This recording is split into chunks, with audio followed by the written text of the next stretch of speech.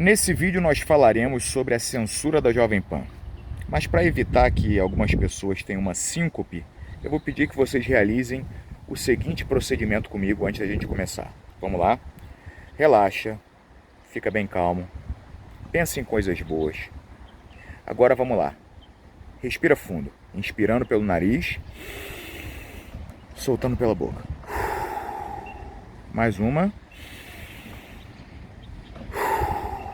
Maravilha, agora a gente pode começar, sendo que os mais afetados vão precisar de mais uma etapa desse procedimento, que é pegar ali um clonazepam, um diazepam, alguma coisa, né, e jogar para dentro. Porque eu vou falar um negócio para vocês. Esse é o tipo de assunto que os afetados vêm aqui, meu irmão, ficam malucos. Ontem eu fiz um vídeo aqui debatendo sobre um assunto, apontando pontos de vistas diferentes e dizendo no vídeo que, sinceramente, eu não tinha ainda conseguido formular uma opinião a respeito do assunto. E mesmo assim, se você for olhar os comentários, o pessoal tá muito brabo, tá muito irritado.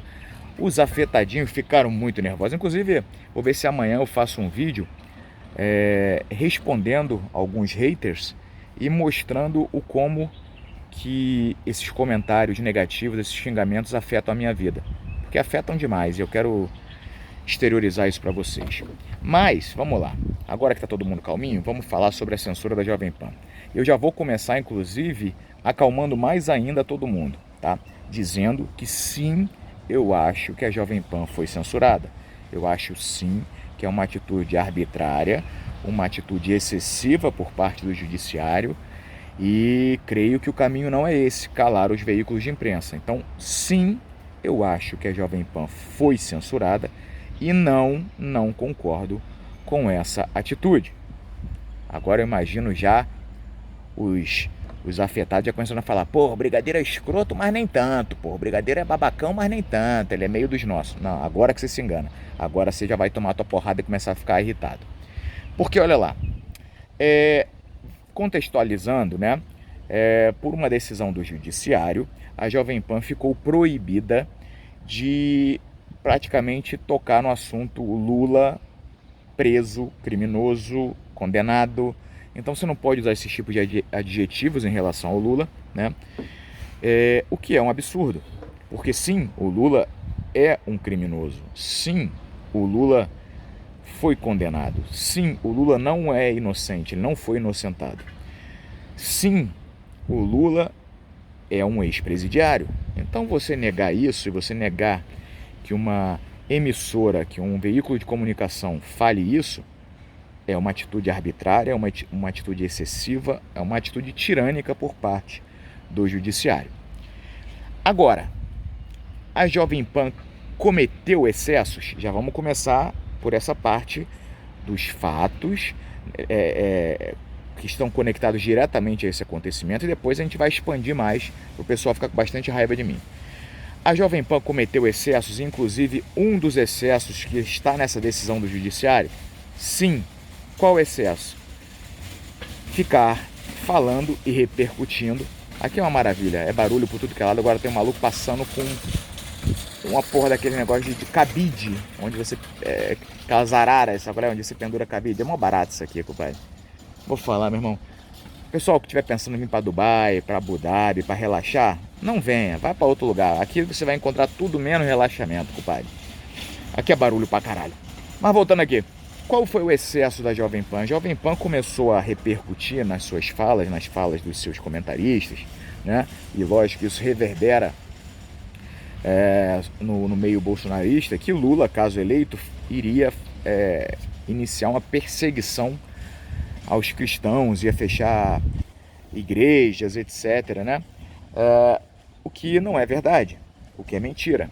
E aí a gente tem que lembrar que, como a gente está num período eleitoral, existem algumas regras que precisam ser estabelecidas e seguidas. Estabelecidas não, já são estabelecidas. Elas precisam ser seguidas e respeitadas. E quando você faz um papel desse de disseminação ampla de mentiras para atacar um oponente político daquele político que te financia, sim, você está influenciando de uma forma, não idônea o processo eleitoral. E aí você sim está sujeito a medidas judiciais. Ou seja, creio eu que se a Jovem Pan tivesse se limitado à verdade, ou seja, que Lula é um ex-presidiário, que Lula não foi inocentado, que Lula é um criminoso, eu acho que seria muito mais difícil essa decisão judicial. Mas a partir do momento que eles partem para a disseminação de mentiras, visando influenciar o processo eleitoral, eles ficam sujeitos a esse tipo de coisa. Ainda que eu, voltando a dizer, ainda que eu siga considerando essa medida arbitrária. Agora, por que agora vamos começar a expandir mais. Por que a Jovem Pan faz isso? Porque a Jovem Pan ela é financiada por um dos candidatos que está disputando o pleito à presidência da República. Não é novidade para ninguém que a Jovem Pan há muito tempo deixou de fazer jornalismo e faz uma assessoria de imprensa ao governo Bolsonaro. Não é novidade para ninguém que ela é muito bem remunerada por isso, que ela recebe verba governamental na casa dos milhões para fazer esse tipo de trabalho. Também não é novidade para ninguém que a Jovem Pan, por conta disso, por ter abandonado o jornalismo, né, que deve ser investigativo, deve ser neutro, e tem pouquíssimos veículos de comunicação, quando eu faço aqui eu já amplio a culpa para mainstream toda, são pouquíssimos veículos de comunicação que se mantêm neutros, né, sem nenhum tipo de viés, visto que Folha de São Paulo, esse tipo de coisa toda favorece o Lula e a esquerda, mas o fato é que a Jovem Pan, ela deixou de fazer o papel de jornalismo e faz assessoria de imprensa do governo Bolsonaro. Até que para isso precise espalhar fake news, disseminar mentiras, né?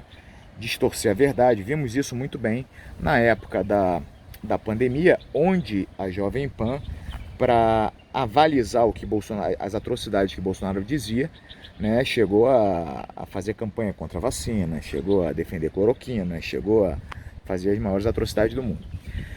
Bom, esse é um aspecto. Qual que é o outro aspecto agora? O outro aspecto é interessante a gente ver a Jovem Pan reclamando e os seus cronistas, comentaristas, jornalistas reclamando da censura, quando em outras oportunidades ela apoiou a censura, né?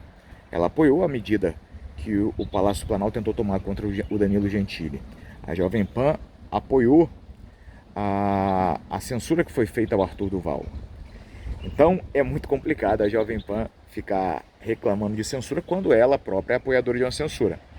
E aí a gente tem que agora chegar ao ponto principal e mais importante disso tudo. O judiciário há tempos vem extrapolando a sua alçada, há tempos vem agindo como verdadeiros donos do Brasil, chefes do país, extrapolando até para dentro da alçada do Poder Executivo, do Poder Legislativo, né? E vem tomando esse tipo de medida tirânica, arbitrária. Agora, eu quero recordar aqui, é muito importante que a gente recorde numa situação como essa, é vital, que eu e muitos outros que fomos e somos criminalizados pela galera que a Jovem Pan abraça, nós defendemos duramente a CPI da Lava Toga no começo, para justamente colocar um freio no judiciário. Nós defendemos e foi aí, nesse momento, que houve uma grande cisão entre a massa de apoiadores do governo Jair Bolsonaro, porque a gente viu quem era quem. E à época, quero lembrar aqui, a Jovem Pan comprou, porque estava sendo remunerada por isso, comprou a narrativa de Jair Bolsonaro de que não era interessante uma CPI da Lava Toga, que não interessava a ninguém, um choque entre os poderes, e que não sei o que, não sei o que, não sei o que. Ou seja, a Jovem Pan adubou a plantinha, que se tornou uma erva daninha e agora canibaliza a própria Jovem Pan. Então é importantíssimo que a gente lembre disso. Volto a dizer, sou contra essa atitude, acho uma atitude tirânica, uma atitude excessiva.